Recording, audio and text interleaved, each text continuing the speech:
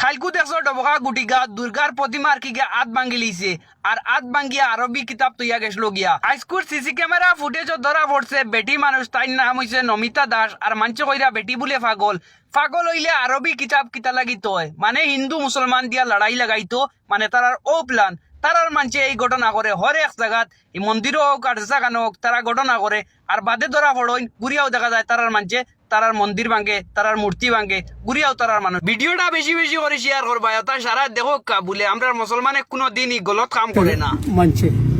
বাঙালি হিন্দু মানুষ বেটি আসলো যদি পাগল এইটা যদি শুনছি মাথা দিও হিন্দু মুসলিম আমরা একলগে মিলিজুলি থাকি 28 বছর থাকি পূজাটা চলে আর মিলিজুলি থাকি ওই দুষ্ট খাতিরে অতি শাস্তি দেওক